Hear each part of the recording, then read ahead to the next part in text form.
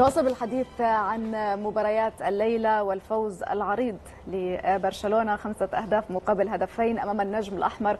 ربما فوز كان أكيد متوقع، لكن برشلونة اليوم يحقق العديد من الأرقام الإيجابية والأرقام القياسية. لربما عندما نتحدث عن أنه برشلونة يحقق 3 أهداف في 3 مباريات متتالية في المسابقات الأوروبية لأول مرة منذ عام 1960، وكذلك برشلونة يسجل أكثر من هدفين في 7 مباريات متتالية في جميع المسابقات لأول مرة منذ مايو 2017. برشلونة مستمر في تحطيم الأرقام، لكن أيضا علينا أن نلتفت إلى جانب آخر.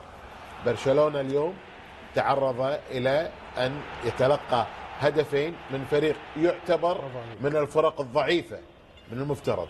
الهدف الأول ما كان يحذر منه دائما بأن طريقة فليك قد ترتد على فريقه.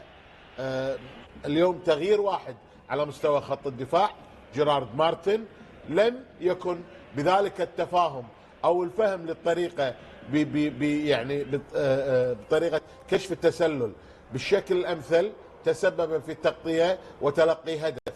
لذلك هذا ايضا مؤشر خطر على برشلونه ان يتلقى هدفين من النجم الاحمر، رغم انه يلعب خارج الديار. ما يحسب له هو تعدد اللاعبين يسجلون له الاهداف، ليفاندوفسكي، رافينيا، اليوم المدافع فيرمين، كوندي اصبح ايضا كصانع لعب اكثر ويصنع الكثير من الفرص الكرات من الجانب الايمن. اليوم برشلونه اعتقد لم تكن مباراه متكامله مثاليه، لكنه خرج بما يريد، وصل الى النقطه التاسعه، واللقاء القادم سيكون لقاء جميل جدا سيكشف عن امرين مهمين: قوه بريست وقدرته على المواصله، وبرشلونه مع فوره الفرق التي لا زالت تحلم بان تحقق انجاز في هذه البطوله. كابتن، بهذه المباراة 9 حالات تسلل على النجم الأحمر. تابعنا أمر تقريبا مشابه أمام ريال مدريد في الكلاسيكو بأكثر من مباراة نتابع هذا الموضوع. هل هو نوع من المخاطرة من قبل فليك؟ لا، ما هوش مخاطرة، هو الطريقة اللي يلعب بها، مجبور باش يلعب دفاع الخط. هو الضغط العالي وتقليل المساحات، هو معناتها طريقة متخها من بداية الموسم، وعارف المخاطر نتاعها وقاري المخاطر نتاعها. هو معناتها يتوقع اللي يكونوا ضد الانديه الكبيره ينجم يجيوا فيه 3 أو 4 جوال، لكن باستطاعته اللي يكونوا باش يسجل 5 أو 6 جوال. وهذا توجه، معناتها هذا توجه حتى قبل معناتها مع كرويف كان نفس الفلسفه ونفس الاشياء هذه. يعني تقدر تسميها مغامره محسوبه. مغامره محسوبه. لكن ما يحسب للمدرب هذا اللي كونك اليوم في 12 مباراه مسجل 40 هدف. يعني في معظم المباريات يسجل اكثر من 4 و5 اهداف. تنوع اللاعبين. ما يحسب للمدرب هذايا المستوى البدني الممتاز لجل اللاعبين. لكن نقطة استفهام كبيرة معناتها، هل بإمكان برشلونة على المستوى البدني باش يواصل الموسم بنفس الطريقة، بنفس النجاعة، بنفس القوة البدنية؟ على خاطر هو قاعد يفرض فينا سق على الأندية اللي يلعب لها. حتى مباراة ريال مدريد فرض نسق على مستوى بدني، نسق عالي وعالي جدا. اليوم لما يغيب لك رافينيا ويغيب لك يامال ويغيب لك راس الحربة شو اسمه ليفاندوفسكي، شنو الحلول اللي عندك انت كمدرب؟ احنا نقول الله لا يقول، ان شاء الله ما يغيبون.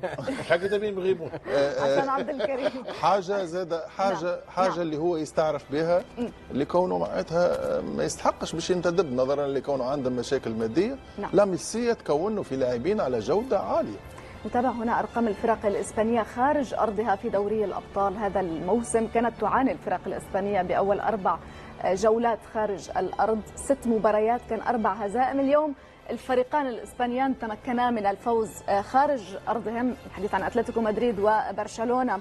كذلك 5 من 9 فرق اليوم حققت فوز خارج الارض. صحيح. نتحدث عن هذا الموضوع مع كنا بداية بنتكلم الاستوديو. فيها قبل الاستوديو، قبل انطلاقه المباريات، انه في دوري الابطال مش شرط الملعب دلوقتي لم يعد يلعب الدور الكبير اللي احنا كنا بنتكلم فيه، بس عبد الكريم كعادته حب يختلف معايا، فالنتائج النهارده هي اللي ردت. هو كان يتحدث عن سانسيرو أنا للامانه، عن خلفت سانسيرو. بالضبط.